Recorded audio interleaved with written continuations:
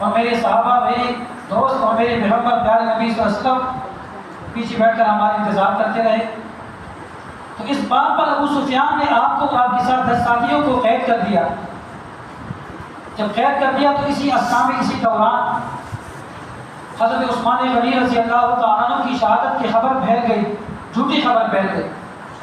نبی کریم صلی اللہ علیہ وسلم کو جب پتہ چلا تو نبی کریم صلی اللہ علیہ وسلم نے ایک درخت کے نیچے حدیبیہ کی مقام پر اپنے صحابہ کو جمع کیا۔ صحیح احادیث کے مطابق صحابہ کرام رضوان اللہ علیہ مجمعین کی تعداد 1400 اور 1500 کے درمیان ہے۔ نبی کریم صلی اللہ علیہ وسلم نے صحابہ سے اس بات پر بیعت لی کہ اس وقت تک ہم پیچھے نہیں ہٹیں گے جب تک ہم حضرت عثمان غنی رضی اللہ تعالیٰ عنہ کا بدلہ نہیں لیں گے۔ تو سارے صحابہ کرام رضوان اللہ علیہ مجمعین نے آپ صلی اللہ علیہ وسلم کے ہاتھ پر موت کی بیعت کی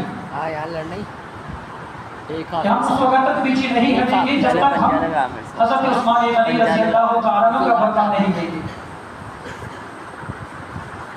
تو یہ حضرت عثمان غنی رضی اللہ تعالیٰ عنہ کی فضیلت ہے کہ حضرت عثمان غنی رضی اللہ تعالیٰ عنہ کی ایک خبر کے بارے میں نبی کریم صلی اللہ علیہ وسلم نے آپ کا بدلہ لینے کی خاطر 1400 صحابہ کرام سے موت پر بیعت کی۔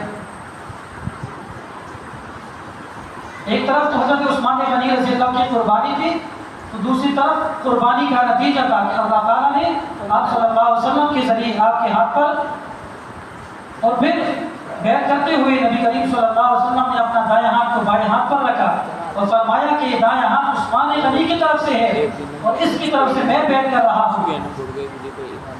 اس سے کوئی فضیلت کی بات ہو سکتی ہے بڑی؟ کہ نبی کریم صلی اللہ علیہ وسلم نے اپنے دست مبارک کو حضرت عثمان غنی کا ہاتھ قرار دیا اور فرمایا کہ میں حضرت عثمان غنی کی طرف سے خود بیعت کر رہا ہوں۔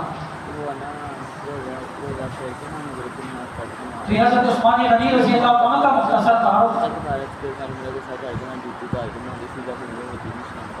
اللہ تعالیٰ کو یہ ادا اس قدر پسند آئی کہ اللہ تعالیٰ نے اس کا تذکرہ قرآن مجید میں ارشاد فرمایا۔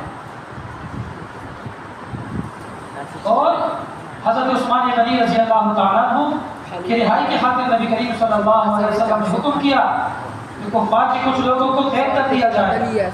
صحابہ نے ایسا ہی کیا، کچھ کفار کو قید کر لیا گیا، جس کی وجہ سے کفار مکہ مشرکین مکہ مجبور ہو گئے حضرت عثمان غنی رضی اللہ تعالیٰ عنہ کو رہا کرنے پر۔